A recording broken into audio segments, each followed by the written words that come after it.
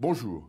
L'INSEE a publié le taux de chômage en France pour le premier trimestre 2013. Il s'est inscrit à 10,4% contre 10,1% à la fin de l'année 2012.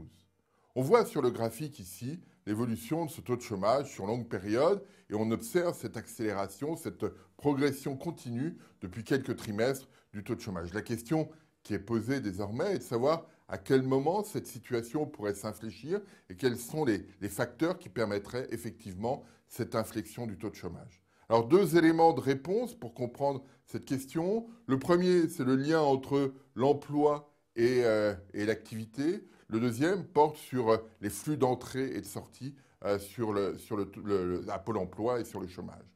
Premier point sur l'activité et l'emploi. On le voit sur ce graphique ici. J'ai mis l'évolution du PIB, l'évolution de l'emploi. Tout est en baissant au premier trimestre 2008. Et on constate que depuis 2011, depuis le premier trimestre 2011, eh bien, l'activité en France, mesurée par le PIB, stagne. On est à moins 0,1% d'évolution, donc une relative stabilité de l'activité. Mais on constate dans le même temps que l'emploi, qui est en dessous, eh bien, lui a reculé de façon significative. Depuis l'été 2011, on est à moins 0,9%. Donc on a déjà un premier élément d'éclairage. Tant que la dynamique d'activité ne sera pas inversée, eh bien, il est peu probable que celle du chômage, celle de l'emploi s'inverse rapidement. C'est cette première problématique qui est importante et on conçoit bien que dans ce cadre-là, il y ait des délais. Parce qu'on voit bien, les chefs d'entreprise, depuis plus de 2 ans maintenant, sont confrontés à une activité fragile, à une activité qui progresse très lentement. Et donc, ce n'est pas parce qu'ils vont observer, ils vont constater une amélioration de leur activité, une amélioration de leur demande, ce qu'on peut peut-être espérer sur la deuxième partie de l'année 2013, qu'ils vont spontanément augmenter leur emploi. Ils vont d'abord espérer que cette demande, cette activité supplémentaire soit pérenne avant d'imaginer qu'ils reprennent de l'emploi. Et donc, même si effectivement, à partir de septembre, tout le monde a envie que l'activité reprenne, ce n'est pas pour autant que l'emploi reprendra à ce moment-là. Donc on a encore du temps.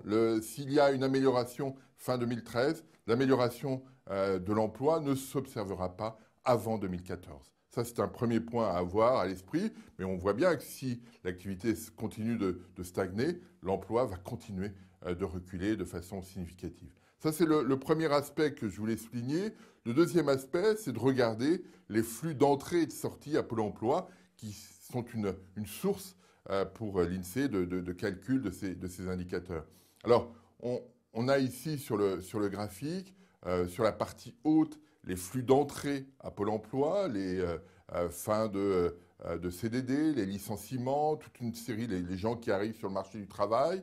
Et on observe que cet indicateur est relativement stable. J'ai mis enfin l'évolution sur 3 mois, parce qu'à court terme, on peut avoir pas mal de volatilité, mais on voit qu'en tendance, cet indicateur est relativement stable, à un haut niveau, quand on regarde l'historique, mais relativement stable.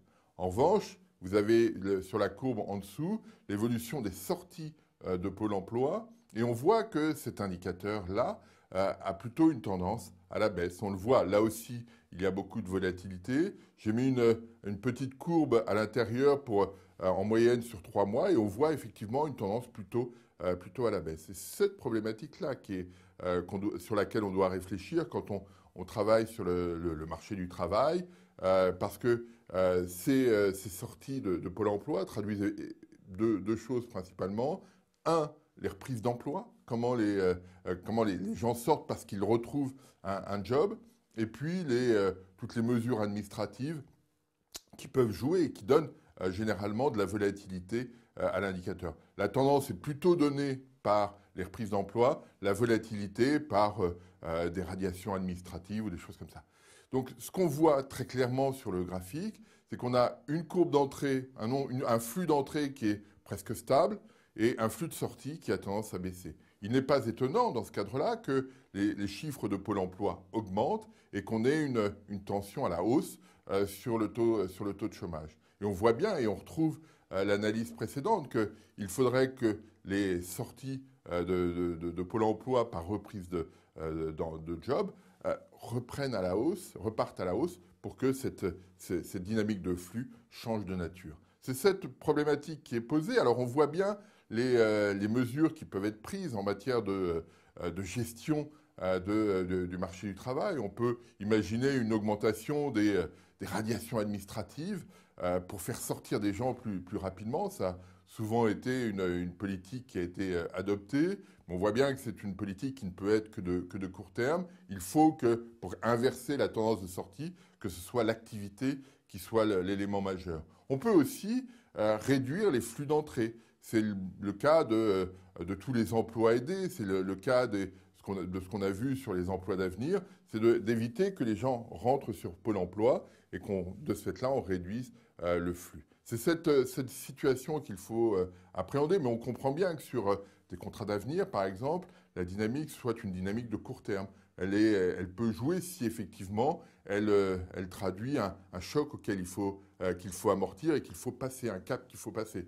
Mais sur le long terme, ce sont des emplois qui ne reflètent pas forcément une dynamique de productivité et qui posent un certain nombre de problèmes après de financement. Donc voilà, on est sur cette logique. Et ce qu'il faut bien avoir à l'esprit, c'est que tant que l'activité restera morose, on ne peut pas faire l'hypothèse que spontanément, la dynamique d'emploi s'améliorera et la dynamique du taux de chômage s'inversera. Et même si l'évolution de l'activité s'inversait à la hausse, eh bien, il y aura un délai entre le moment où effectivement on observe une amélioration de l'activité et le moment où cela a un impact sur le marché du travail.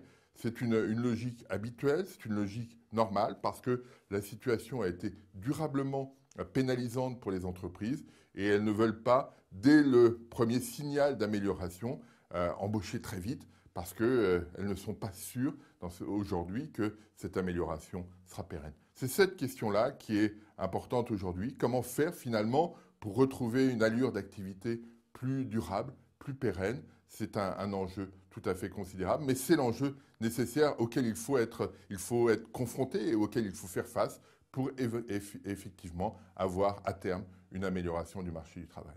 Je vous remercie.